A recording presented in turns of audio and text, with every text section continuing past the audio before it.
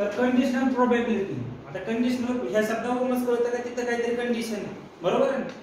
तर ती कंडिशन काय ते पहा. कंडिशन अशी असते का तुम्हाला एखाद्या इव्हेंटची प्रोबॅबिलिटी फाइंड करायची असते. कंडिशन अशी असते की दुसरी एखादी इव्हेंट झालेली असते, ठीक आहे. म्हणजे दोन इव्हेंट मधला संबंध आहे, लक्षात घ्या.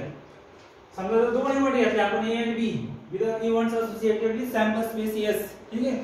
तर कंडिशनल प्रोबॅबिलिटी हे अशी लिहितो आपण बराच वेळा. प्रोबॅबिलिटी ए डिवायडेड बाय बी म्हणा, ए स्लॅश बी म्हणा, ए गिव्हन बी म्हणा किंवा ए अंडर बी म्हणा, तुमच्या मनावर. फक्त अर्थ समजून घ्या.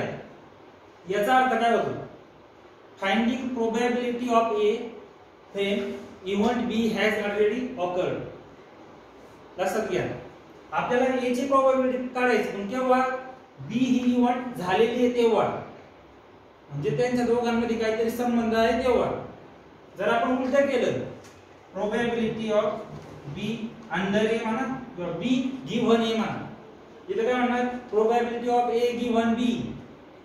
खूप वेळेस वाचणार पहा, त्याला काय म्हणणार? Probability of A given B किंवा probability of A under B किंवा probability of A with respect to B. Probability of A when B as sample space, the probability of A when B has already occurred. इतके वेळेस तुम्ही वाचणार आहे, ठीक आहे. कशाला? याला अर्थ सगळा सोप्यातला सोपा समजून घ्यायचा आणि तो आहे हा अर्थ खूप इम्पॉर्टंट आहे. Probability of A under B, probability of A divided by B, probability of A when B has already occurred. म्हणजे आपल्याला ए ची प्रोबॅबिलिटी केव्हा काढायची? जेव्हा बी ही इव्हेंट होऊन गेलेली आहे किंवा बी ही इव्हेंट तिथे आलेली आहे, ठीक आहे.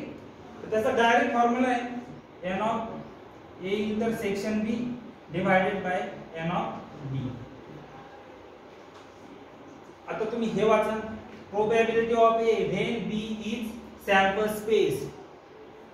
जेव्हा तुम्ही प्रोबॅबिलिटी ए ची काढता तेव्हा तुमचा सॅम्पल स्पेस बदलतो, तो काय दिसतोय तुम्हाला? बी, ठीक आहे. आणि हाच फॉर्म्युला नाही, अजून सुद्धा वाढवता येतो. Probability of A intersection B divided by probability of B.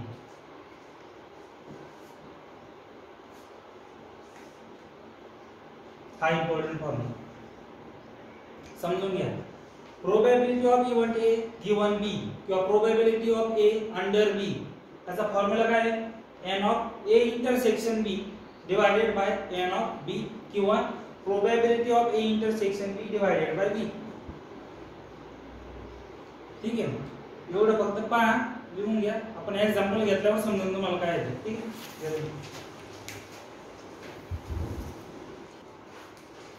Next theorem आहे मल्टिप्लिकेशन थेरम.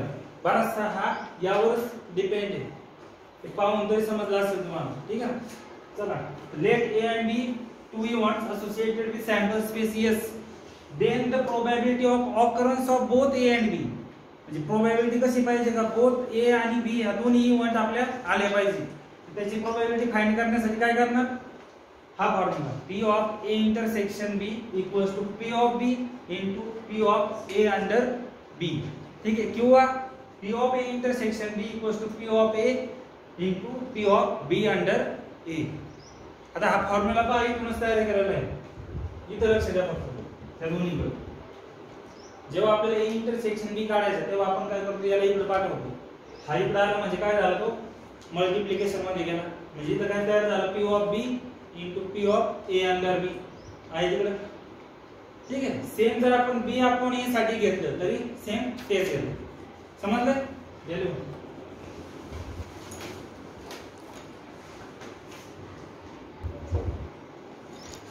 पहा, कंडिशनल प्रोबॅबिलिटीचा एग्जांपल आहे. A card is drawn from a pack of 52 cards given that it is red card. What is the probability that it is a ace card? आता याच्यामध्ये दिसतं given that दिले म्हणजे conditional probability वापरायची आहे आपल्याला, ठीक आहे. तर आधी सॅम्पल स्पेस काय असणार आहे, तो काय असेल तो, पण आपल्याला एन ऑफ एस तर माहिती आहे. एन ऑफ एस काय असणार इथं, तर आपलं हे एक्सपेरिमेंट काय आहे, तर 52 कार्ड्स मधून आपण एक कार्ड काढतोय, तर total number of sample point sample स्पेसचे एलिमेंट किती असणार, 52C1 बरोबर आहे. हे असणार 51 into 52 बरोबर. त्यानंतर आता लेट E1 A, पहिली E1 काय म्हणायची, it is a red card, card drawn is red card, ठीक आहे. बी म्हणून it is a face card, card drawn जे कार्ड घेतलं आपण इज फेस कार्ड. तर आता फॉर्म्युला पहा कशासाठी वापरायचा आहे, ए गिव्हन बी साठी वापरायचा आहे का बी गिव्हन ए साठी. गिव्हन कोणती आपली प्रोबॅबिलिटी फॉर, गिव्हन कोणता आहे तो याच्या पलीकडे लिहितो. गिव्हन काय दिलेलं आहे, given that it is red card, red card वाली सेकंडला म्हणजे ए, म्हणजे इथं काय ना म्हणजे probability of B under A he find करायची आपण, ठीक आहे. तर आता एक तर तुम्ही फॉर्म्युला जा किंवा सिंपल ट्रिक वापरा काहीतरी.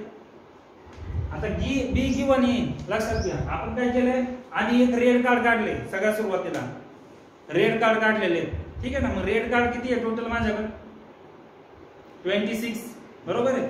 आपण रेड कार्ड काढले आणि ते काय म्हणते जे रेड कार्ड काढले त्यातलं फेस कार्ड आहे, इट इज रेड कार्ड. सुरुवातीला काय काढतोय आपण रेड कार्ड बरोबर, नंतर काय जे रेड कार्ड काढलेले त्यातलंच एक फेस कार्ड आहे, म्हणजे जे रेड कार्ड घेतले तेच फेस कार्ड असू शकतो. तर आता नीट पहा, मी रेड कार्ड बाजूला काढले, ठीक आहे. 52 मधून रेड कार्ड किती आहे 26 बाजूला काढून ठेवले. What is the probability that it is a face card, तर त्यामधलेच काहीतरी फेस कार्ड आहे त्याची प्रोबॅबिलिटी विचारली. मग आपला बाकीच्याशी काही संबंध आहे का, नाहीये. जे रेड बाजूला काढले ते पहा, रेड किती असणार आहे टोटल 26 रेड कार्ड मध्ये फेस कार्ड किती आहे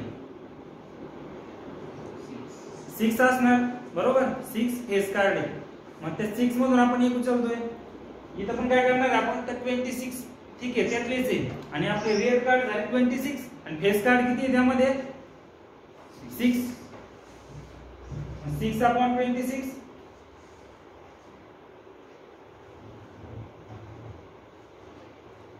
भाग द्या, 3 जाईल का भाग नाही जात. बर आता समजा फॉर्म्युला वापरून बघू. फॉर्म्युलाने काय करावं लागणार आहे आपल्याला, P of B given A. तर फॉर्म्युला काय, n of A intersection B upon n of A, ठीक आहे. हा फॉर्म्युला आहे. आता ए काय आहे, card drawn is red card, red card काढणार आहे आपण. तर मग ए मध्ये किती एलिमेंट असणार टोटल 26 बरोबर. म्हणजे एन ऑफ ए झाला तुमचा 26. आता एन ऑफ ए इंटरसेक्शन बी ह्या दोघांमध्ये किती एलिमेंट कॉमन आहे, तर पहा रेड कार्ड घेतले आपण 26 त्याचा सेट इथं आहे. आणि इथं काय विचारतंय आपलं काय असलं पाहिजे, काय फेस कार्ड असलं पाहिजे. फेस कार्ड किती असणार इथं 6 रेड मधले फेस घ्यायचे आपल्याला, म्हणजे किती कॉमन असणार यांच्यात 6. जे इथं 6 असणार तेच इथं असणार ना, एकूणच घेतोय ना आपण, 6 कॉमन आहेत, ठीक आहे. 6 रेड कार्ड आणि तेच फेस कार्ड आहेत. म्हणजे टोटल इंटरसेक्शन मध्ये किती एलिमेंट आहे 6 अपॉन 26. त्याला 2 ने भाग केला तर 3 अपॉन 30. इथं पण 3 अपॉन, समजलं. आपण इथं काय केलंय डायरेक्ट मी बी ला सॅम्पल स्पेस लिहिलाय, ए ला सॅम्पल स्पेस, ए मध्ये किती एलिमेंट आहे माझे 26, ठीक आहे. आणि त्यातलेच किती आहे फेस कार्ड किती असू शकते तर 6. त्यामध्ये रेड मध्ये 6 फेस कार्ड असणार आहे तर 6 आणि 3 अपॉन 30. इथं काय केलंय एन ऑफ ए इंटरसेक्शन बी, त्यांच्यामध्ये कॉमन रेड 26 काढलेत आणि आपल्याला फेस कार्ड पाहिजे बरोबर आहे. तर त्या रेड मध्ये किती फेस कार्ड असू शकते 6 फक्त. मग 6 आणि टोटल एन ऑफ ए तर 26 3 अपॉन 30. समजलंय.